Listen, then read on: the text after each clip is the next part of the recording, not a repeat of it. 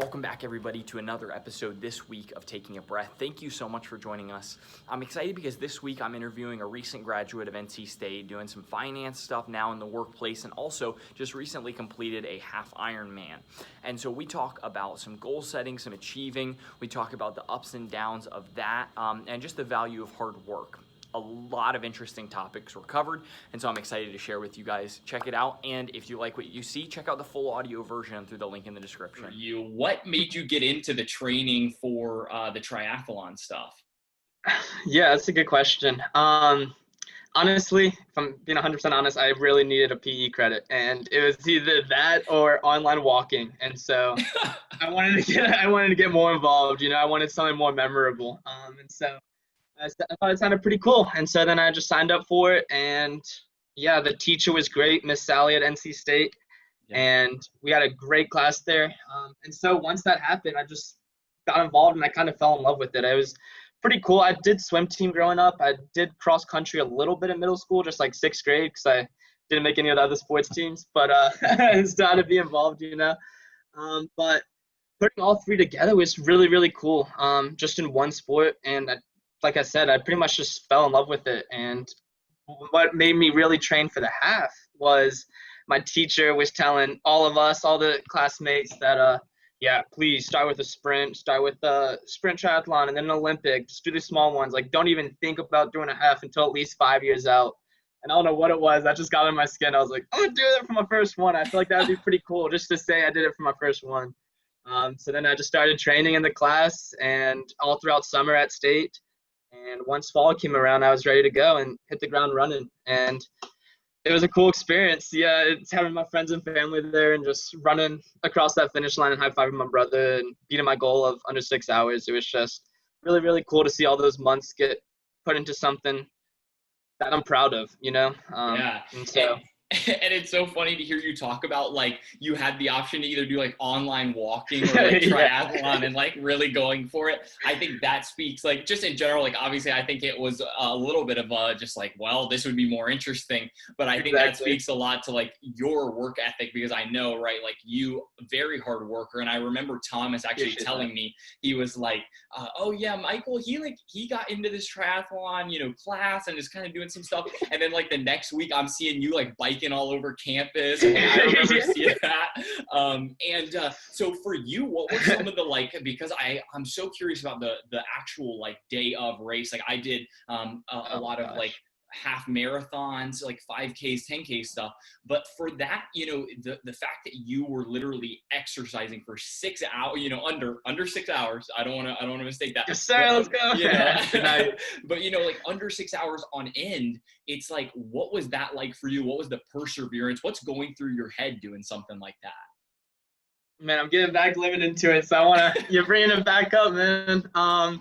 Yeah, that's honestly the coolest experience. I wish I had more training and practice about that, but it's just like I'm not gonna lie, I kind of had a rough morning because you have to wake up at like 4 a.m. You have to get prepared, you have to get checked in, you have to eat the meals at the right time. You can't eat it too late, you can't eat it too soon, you gotta get the nutrients just right.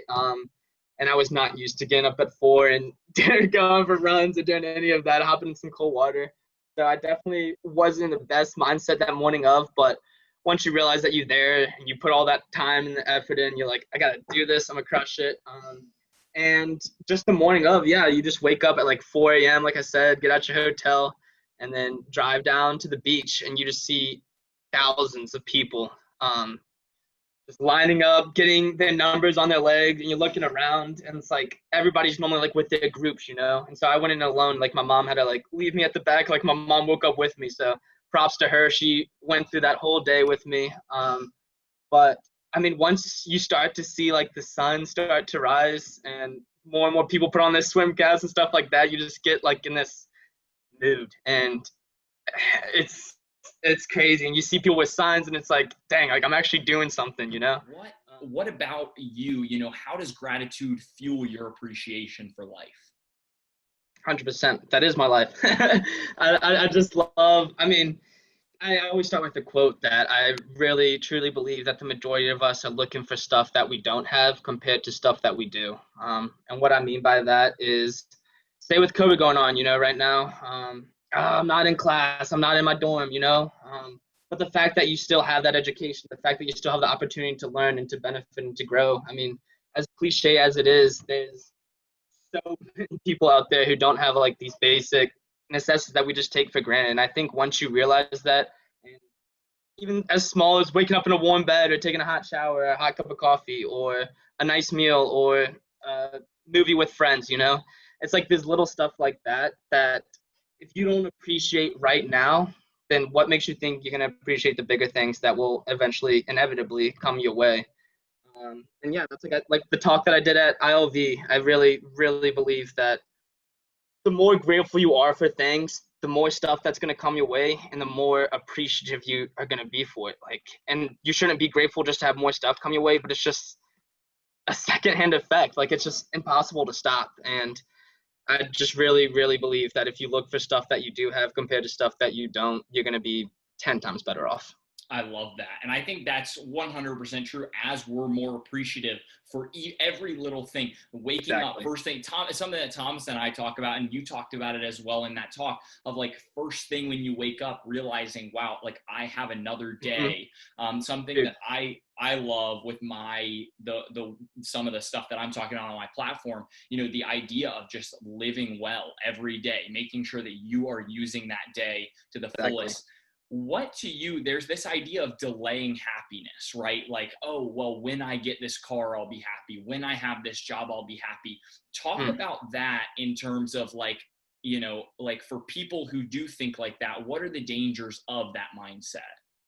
I mean, we all think like that, it's impossible not to. It's like, well, once I graduate, like, boom, I'm gonna have money and I'm gonna have fun, It's like, oh, once I have a family, that's when I really will feel like content and fulfilled. It's like, that's a dangerous mindset, though. It's a really dangerous mindset, and it's super hard not to get caught up in. I mean, I fall guilty to it so often. But I really think if you can catch yourself actively in that and appreciate the journey, appreciate the work that you're putting in, day in and day out, then it's going to make that goal, whatever it is, that much enjoyable. Oh my gosh, yeah. And the one thing that I was thinking about, right, thinking back to the Ironman, is like we get so caught up in the competition that we are only looking at the goal and not actually enjoying those moment by moment. I think it's funny because, we use the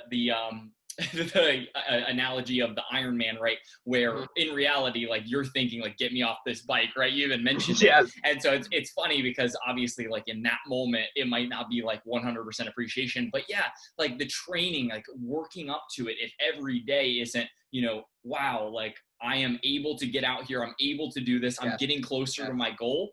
All of those little steps make so much more of an impact, and it's going to be, so much more appreciation. I love that.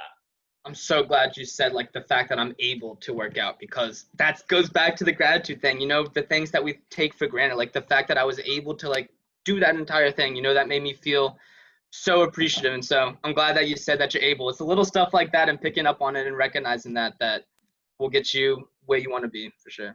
So good. Yeah. And I think like for you, right, there was so much of like, I want to hit this goal, right? And I love that because it was for you something that you're setting from the start, like, yo, I want to do this, I want to do this. Yeah. But at the end of the day, right, and you hit that goal and there's no comparison game of, well, I can't believe that person beat me. I can't believe that, right? You were in such deep gratitude for being able to do what you did, right? And I think like that type of stuff really for me is something that I can take away a lot from, because I do struggle with that. I get so tunnel vision on the one thing that I want or that one goal, and sure, like that can help in some cases, but you don't enjoy, like what you're saying, you don't enjoy the road it takes to get there. Thanks so much for watching. If you're interested in more content, follow us on Instagram at Taking a Breath Podcast, and we'll look forward to seeing you back next week.